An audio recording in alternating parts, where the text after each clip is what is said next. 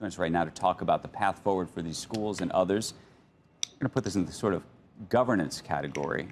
We've got former SEC Chairman, CNBC contributor Jay Clayton, and we've had a lot of conversations about this. Of course, Ken Langone hanging out with us for the full hour. I'm so curious what both of you thought of what took place over the weekend on the Penn side and also what happened yesterday on the Harvard side.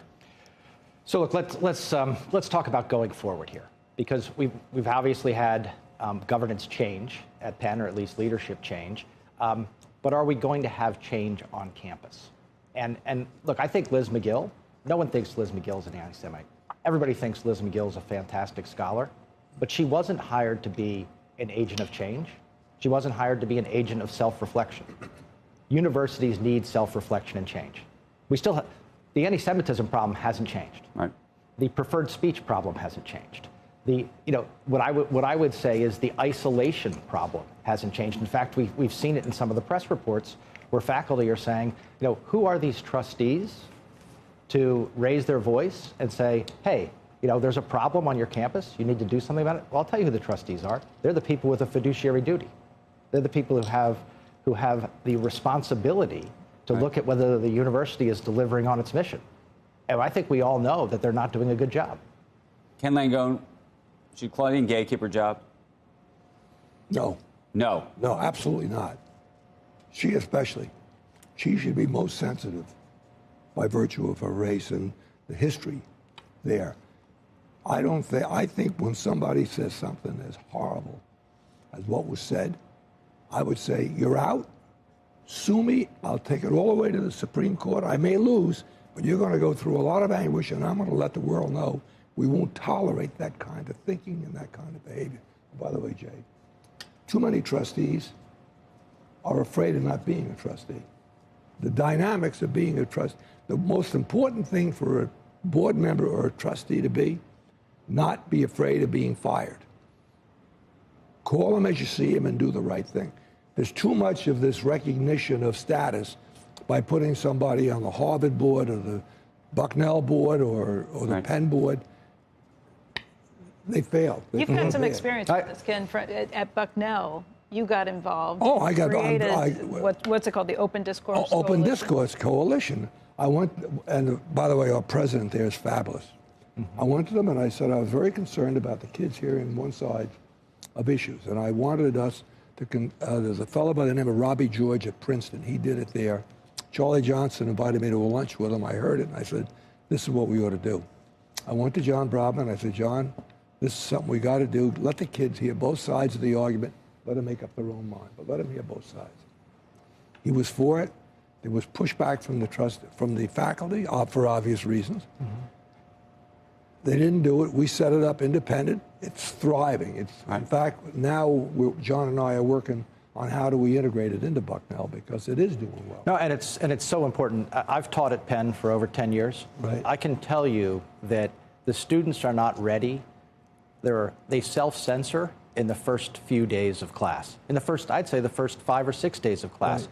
You can't discuss some of these issues because people just pull back. For example, I teach financial regulation. Right. Financial regulation question is, what about disparate impact? What do we think about that? Is that something that the Fed should worry about?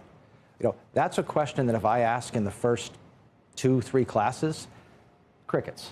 No one really wants to discuss it.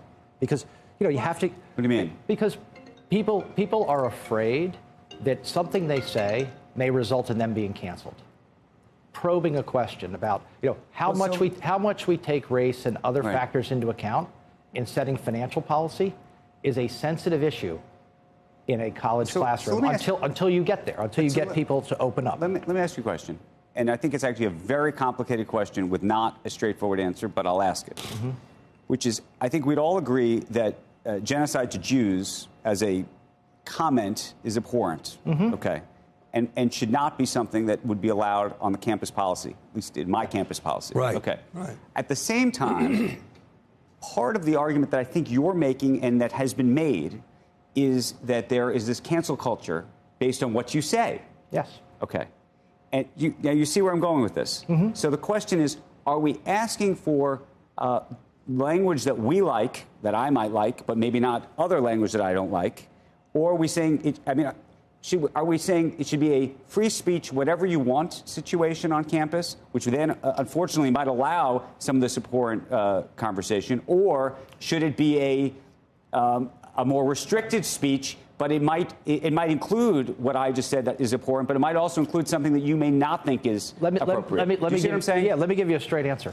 Choose one or the other. It's hard to choose. No, but you either choose that you're going to have almost a First Amendment, limitations only, where you can have terrible speech, you can have things that offend people, or if you're going to choose to rein that in, do it consistently. But what college campuses are doing, and you saw it in the testimony, is when convenient, they say, well, the First Amendment doesn't allow me to censor that. I agree with you. But I'm saying, which is the better? I'm asking you, I guess, which is the better choice? Which is the better choice? Let me tell you why. I'm bothered because we want to make this thing as simple as to be for people to understand. Yes. And a lot of these arguments, these academic arguments, confuse people. One of the things that's happening on campuses is what I call academic coercion. A kid sent a draft, he had to write a term paper. A friend of mine's son went to Bucknell, sent the paper home for his father to read. What do you think? And his father said, I read it, but you don't think this way. He said, I need to get an A in the course. And I'm sure this will please. It's flagrant. And that's such a shame. It's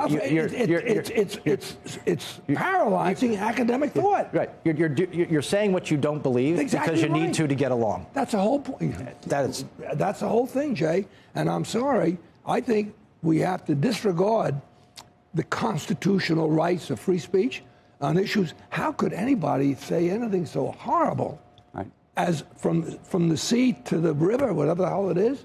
Yep. We know what that means. It means get the Jews out of there.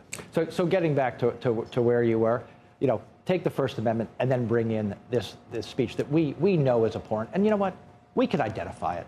We know when people call for the river to the sea or they call for genocide. Right. There's no place for that.